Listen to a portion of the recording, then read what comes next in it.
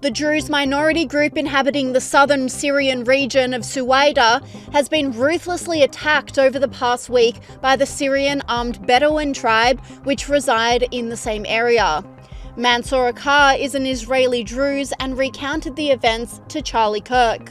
It's funny that you mentioned that it came to the attention of many Americans only when Israel bombed in Syria.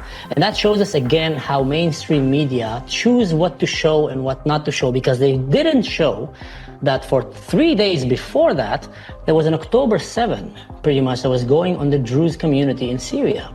Babies were slaughtered, elderly sheikhs had their beard shaved like in the Holocaust and then executed, an 80 years old sheikh and many others they slaughtered the whole hospital, the Jawlani people, by the way, the government of Syria, not Al-Qaeda or ISIS. The government did that alongside the ISIS fighters and Al-Qaeda. They were all going together to slaughter the Druze. They brought tanks, they brought artillery, Grad missile, that's Russian missiles, to attack a village, basically, in the aim to ethnically cleanse. But mainstream media did not mention that.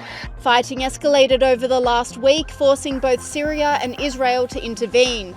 But as a fragile ceasefire holds for now, the devastating effects of the conflict on the minority Druze are just starting to be seen.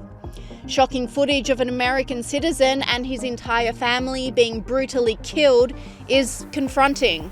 Journalist Tommy Robinson blasted the lack of coverage, saying, "Our Jilani's jihadists massacre another Druze family just like ISIS used to do, this time the American citizen and his entire family. The world is silent." This commentator doubled down, saying, "The Druze have shown you everything, the videos, the photos, the dead children, the mutilated bodies, the beheadings. They have translated their pain into every language. They screamed, they cried, they begged, and still nothing." Ollie London has also called on all of the pro-Palestine activists to speak up on this humanitarian crisis, saying, "Hundreds of Druze civilians have been massacred by Syrian extremists within the last few days. Entire families have been slaughtered. Druze communities have been under siege. Where are all the so-called human rights activists like Greta Thunberg?" This Druze woman pleaded for help and a resolution. يا سوريين، اقسم بالله نحن كلنا نشوف دمنا، حرام عليكم. يعني نحن عارفين انه انتم خايفين على نفسكم، بس نحن عارفين انه في ناس كثير معنا، وانتم بتعرفوا شو عم يصير بالسويدة مثل ما صار بالساحل تماما. فأرجوكم ما تخافوا، أرجوكم تطلعوا تحكوا. قريتي ما رح أحكي اسمها خوفا، أنا خايفة، يعني حتى خايفة إنه أحكي شو اسمها. عم نزل قصيفة جنب بيتنا بالأرض. من شان الله تطلعوا تحكوا. ما في نت عند الناس، ما في كهرباء، ما في شي. أقسم بالله حرام عليكم والله العظيم اللي عم يصير فينا.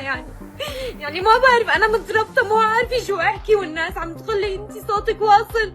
صوتنا نحن كلنا أصلا مش واصل. Israel's military was forced to intervene to protect the Druze, many of whom have family members in Israel. Well, the sad thing is that in Syria, it's not only the Druze who are being massacred, it's also the Christians. The Christians were massacred first. Unfortunately, there's no one really to stand up for the Christians. And the reason why Israel is coming to the aid of the Druze is because the Druze in Israel serve in the IDF. They are IDF members.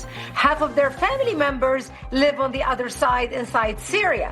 So what's happening right now are the Druze who serve in the IDF in Israel are putting pressure on the Israeli government, saying, "Hey, we're laying our life here in the defense of the state of Israel. Our families are being massacred on the other side. You need to get involved. You need to go and help. Otherwise, we're going to go in and help."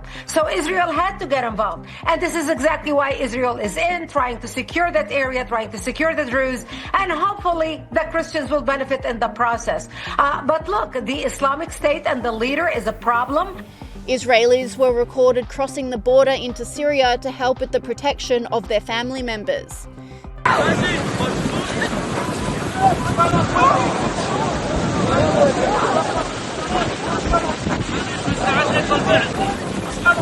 This commentator said, "Druze crossing from Israel into Syria to defend their people. The Druze are an ancient people with about 1 million in the world. Most live in Syria. They have been terrorized by Islamic radicals for decades. ISIS turned some of their women into sex slaves. Godspeed." But despite the swift help from Israel, there were still devastating casualties. Pastor Khalid Mezer, leader of the Good Shepherd Evangelical Church, was killed in Suwayda alongside his entire family of up to 20 members. And the conflict comes after a Greek Orthodox church near Damascus was the victim of a suicide bombing, killing 25 during a divine liturgy. This has led many Christians in Syria to contemplate their future in the country, with many feeling the need to flee to save their lives.